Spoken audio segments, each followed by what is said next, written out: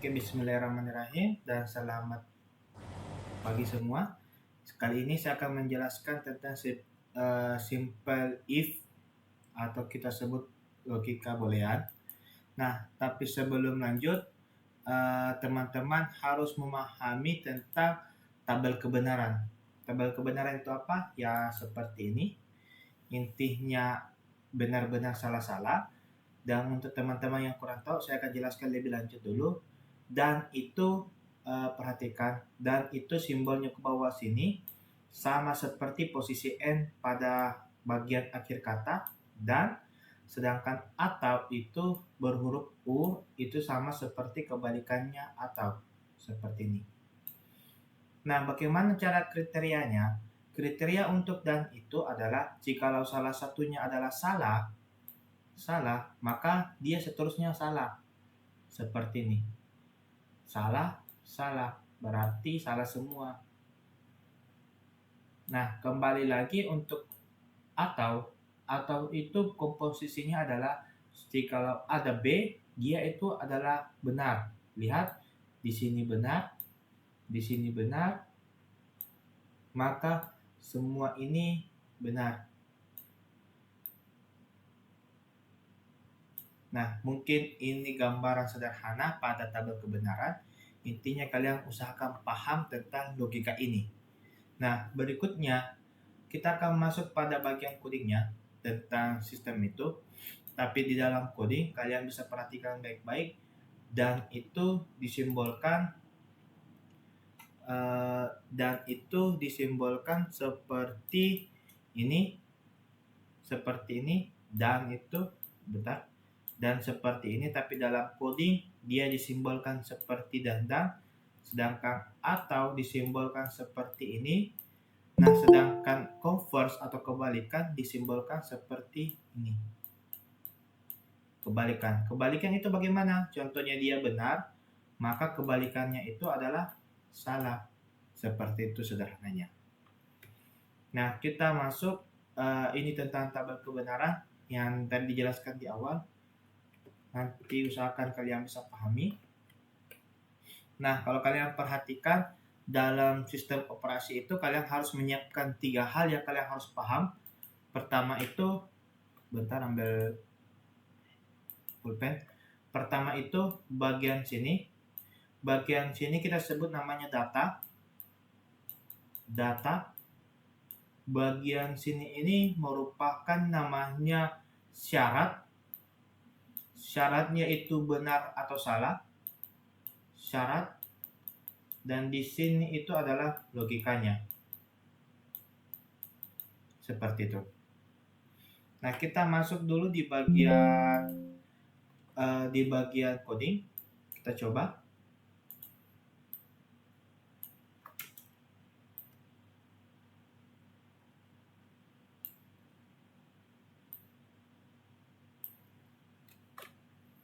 Nah, di bagian coding itu usahakan kalian sudah nonton latihan kita minggu lalu mengenai tipe data input scanner. Tolong diusahakan. Nah, pertama itu kita ngebuat namanya datanya. Nah, datanya itu berupa inputan yang kalian input. Ada 2 hal yang kalian bisa lakukan. Kalian bisa input manual, input otomatis, atau input saat proses run terjadi. Saya kasih contoh saja. Input sebelum run.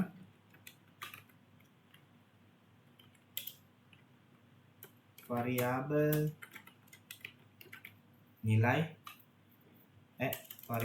nilai teori, kita sebut saja kayak ini. Tipe datanya adalah integer. Kita sebut nilainya berapa? Contohnya 90. Variabel nilai praktek itu adalah tipe datanya integer sama dengan 80. Alhamdulillah.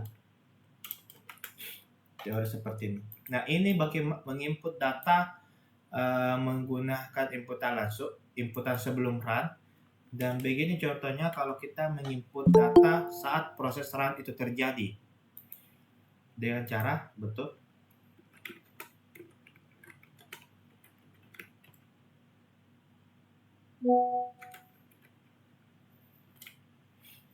Nah, caranya itu variabel nilai inputan teori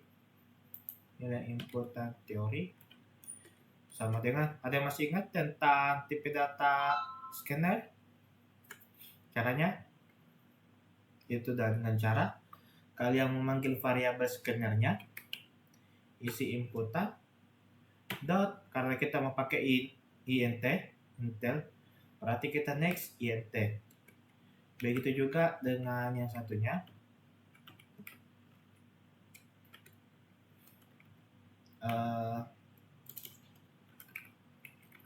Praktek. Nah, begini caranya. Dua inputan, kalian bisa gunakan salah satunya. Mau langsung menggunakan tipe data nilai yang sudah kalian input, dan juga itu adalah nilai yang kalian input saat proses run. Dua-duanya boleh, tapi bedanya adalah ini sudah terinput nilainya sebelumnya, sedangkan ini adalah inputan yang nilainya nanti kalian ketik saat proses run itu terjadi. Oke? Nah, berikutnya itu adalah syaratnya. Kita membuat syarat. Syaratnya itu adalah kita membuat syarat variabel syarat teori itu sama dengan, kita ambil salah satunya. Mungkin kita ambil yang ini datanya, nggak usah ini contoh J. Kita ambil yang ini, nilai teori harus lebih besar sama dengan 80, sedangkan variabel syarat praktek itu nilai praktek lebih besar sama dengan 75, seperti itu. Nah, saatnya kita masuk ke logika. Nah, logikanya itu kita mau seperti ini. Jikalau dia itu benar dua-duanya, maka itu akan menjadi lulusan terbaik. Kalau salah satunya benar, berarti itu adalah lulus. Sedangkan kalau tidak salah satunya benar, maka itu adalah gagal. Dipahami dulu logikanya, kita pakai apa? Saya kasih beberapa menit. Oke? Nah, berarti kalau kita pahami, lihat tabel di kebenaran, kita ingin meminta kapan dinyatakan benar-benar, baru dinyatakan dia cocok, berarti yang paling benar itu adalah dan. Sedangkan kalau salah satunya saja benar, berarti yang paling cocok itu adalah atau. Jadi kita bisa buat logikanya seperti ini. If, jika syarat teori dan syarat praktikum itu benar,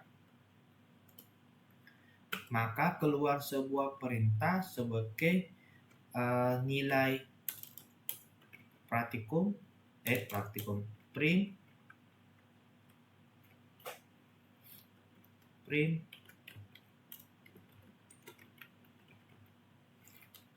lulusan terbaik.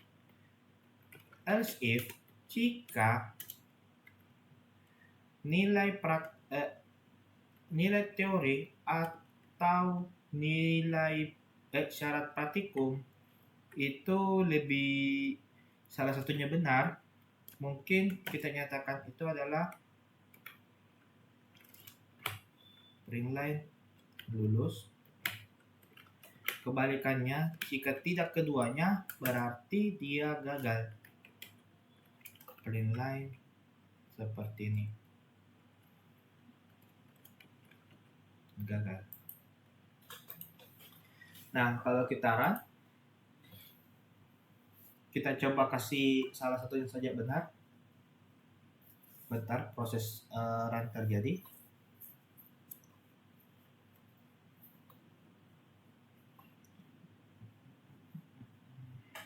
Kita coba input, nilainya 80 untuk teorinya, sedangkan 30 untuk praktikumnya, dan hasilnya itu adalah lulus karena kita lihat ketentuannya untuk salah satunya adalah benar, itu adalah 80.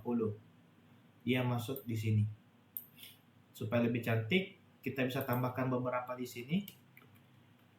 Contohnya print line, input nilai teori, di sini lagi print line, input nilai praktek, seperti ini. Supaya lebih cantik ya. Coba kita gagalkan dua-duanya, kita kasih salah.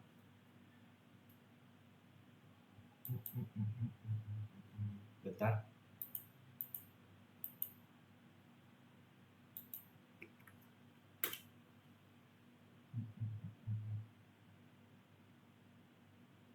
Aduh, salah inputan. Kita stop dulu.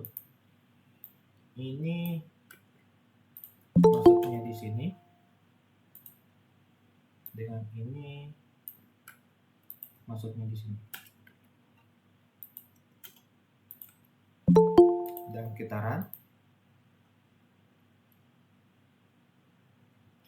Input nilai teori 70.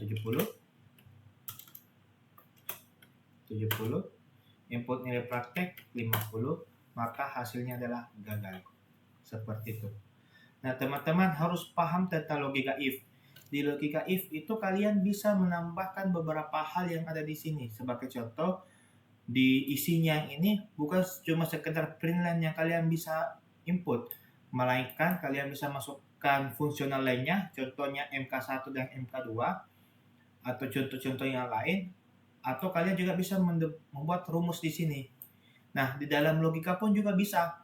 Kalian bisa panggilkan nama variabel di sini, yang nama variabelnya itu sudah memasukkan logika, atau kalian bisa membuat sebuah penilaiannya tersendiri. Sebagai contoh, kita membuat logikanya di luar.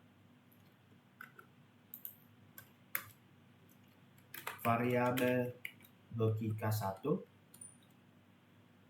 sama dengan kayak gini. Maka kita coba panggil logikanya di sini. Logika 1. Bisa. Jadi ada dua cara, bisa seperti ini ataupun seperti ini, bisa. Keduanya bisa. Jadi teman-teman silakan pakai saja sesuai dengan keinginan kalian. Nah, di dalam sini juga kita bisa menempatkan sebuah rumusnya tersendiri. Sebagai contoh, nilai praktikumnya ini lebih kecil sama dengan 80. Kita juga bisa menemukan syaratnya di sini. Jadi tidak semerta-merta logika di dalam sini. Di dalamnya itu bisa variabel ataupun sebuah syarat. Itu tergantung kalian. Ini kebutuhannya apa. Nah, sama juga kalau penggunaan if-nya itu kalian gunakan untuk membandingkan gender. Jika dia laki-laki, maka dia ke kanan. Jika dia perempuan, dia itu ke kiri. Seperti itu. Tinggal kita bermainkan di bagian logikanya. Mungkin itu saja pengantar sederhana terhadap logika if. Sekian dan terima kasih. Wassalamualaikum warahmatullahi wabarakatuh.